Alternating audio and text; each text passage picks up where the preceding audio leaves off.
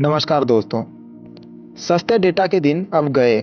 जाने टेलीकॉम कंपनियों के दाम बढ़ाने के सबसे असल वजह क्या है। अब से आपके प्रीपेड मोबाइल फोन का खर्च हर महीने 20 से 25% तक बढ़ जाएगा। देश की बड़ी बड़ी प्राइवेट टेलीकॉम कंपनियों ने पहले तो आपको मुफ्त में सिम कार्ड, कॉलिंग और इंटरनेट प्लान बेचे और आपको इस मुफ्त के डाटा की लत लगवा दी। जब आपको दिन भर अपने मोबाइल फोन पर खुलकर बात करने और वीडियो देखने की आदत पड़ गई, तो इन कंपनियों ने अपनी सेवाएं महंगी कर दी। भारत की लगभग हर प्राइवेट टेलीकॉम कंपनी ने अपने प्रीपेड टेरिफ प्लान 20 से 25% तक महंगे कर दिए हैं। भारत में मोबाइल फोन का इस्तेमाल करने वाले लोगों की संख्या 100 करोड़ है और इन 100 करोड़ उपभोक्ताओं में से 90 करोड़ प्रीपेड प्लान का ही इस्तेमाल करते हैं। पिछले हफ्ते एयरटेल ने प्रीपेड प्लान के दाम 20 से 25% तक बढ़ाने की घोषणा की थी। इसके बाद वोडाफोन ने भी अपने प्रीपेड प्लान के दाम 25% तक बढ़ा दिए और अब रिलायंस जियो ने भी अपने प्रीपेड प्लान को 21% महंगा कर दिया है। यानी अगर आप इनमें से किसी भी कंपनी का सिम कार्ड इस्तेमाल करते हैं तो आपको कॉलिंग और डाटा के लिए पहले से ज्यादा पैसे खर्च करने होंगे।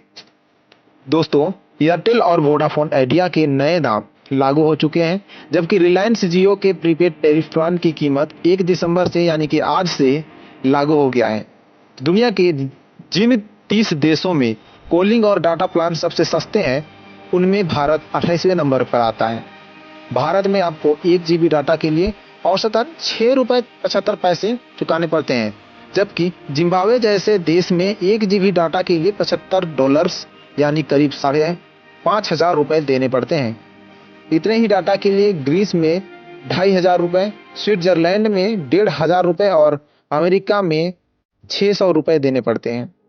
यानी भारत में कॉलिंग और मोबाइल फोन पर दिन भर वीडियो देखना दुनिया के कई देशों के मुकाबले बहुत सस्ता है। लेकिन अब सस्ते डाटा के ये दिन जाने वाले हैं।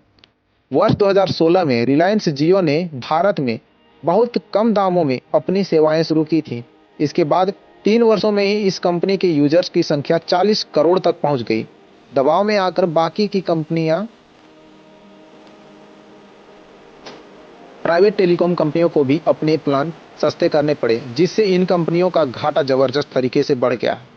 उदाहरण के लिए इसी साल सितंबर में एयरटेल को 763 करोड़ रुपए और वोडाफोन आइडिया को 7,000 करोड़ रुपए से ज्यादा का नुकसान हुआ था। इन कंपनियों का कहना है कि दाम बढ़ाने से इनका घाटा कम होगा और ये कंपनियां 5G टेक्नोलॉजी में निवेश कर पाएगी। इसके अलावा एयरटेल और वोडाफोन आइडिया पर भारत सरकार की 1 लाख करोड़ रुपए से ज्यादा पैसे बकाया है, जिन्हें इन्हें वापस करना है और दाम बढ़ने के पीछे ये भी एक बड़ी वजह है। सबसे ज्यादा हैरानी की बात यह है कि रिलायंस जियो जैसी जो कंपनी सबसे सस्ती सेवाओं के वादे के साथ बाजार में आई थी, अब उसने भी अपने प्लान महंगे कर दिए हैं। इस कंपनी का टेलीकॉम क्षेत्र के 37% बाजार पर कब्जा है, जबकि एयरटेल और वोडाफोन की हिस्सेदारी 30 और 23% है।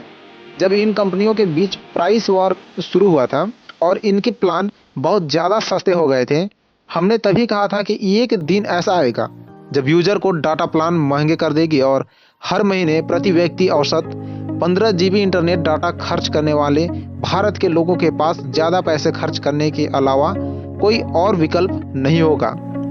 अब ठीक वैसा ही हो रहा है। सारी टेलीकॉम कंपनियों ने पहले फ्री डेटा, फ्री कॉलिंग का ऑफर देकर अब सारे ऑफर डेटा का कीमत वसूल रहे हैं। इसलिए याद रखिए कि आपको जब भी कोई चीज मुफ्त में दी जाती है तो वो असल में मुफ्त नहीं होती है, बल्कि ऐसा सिर्फ आपको उस चीज की आदत लगाने के लिए किया जाता है और फिर जैसे ही आप उस पर निर्भर हो जाते हैं, कंपनियां आपसे मुनाफा कमाने की तरफ देखने लगती है।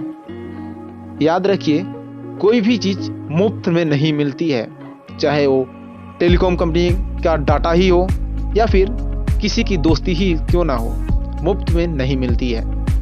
हर चीज के पीछे एक वजह होता है। जैसे जियो ने 6 महीना फ्री कॉलिंग, फ्री डेटा देकर सभी कोई को जियो का आदत डाल दी। अब वे महंगे प्लान के तहत सारी वसूली कर रही है, सारे पैसों की वसूली कर रही है। दोस्तों, ये वीडियो आपको कैसी लगी ये मुझे कमेंट में बताइए। और साथ ही मैं आपको एक सवाल देता हूं कि आप प्रतिदिन 1 GB डेटा का कीमत आप मुझे कमेंट सेक्टर में बताएंगे। अगर वीडियो इंफॉर्मेटिव लगी तो वीडियो को लाइक कीजिए और चैनल को सब्सक्राइब करना ना भूलें। धन्यवाद।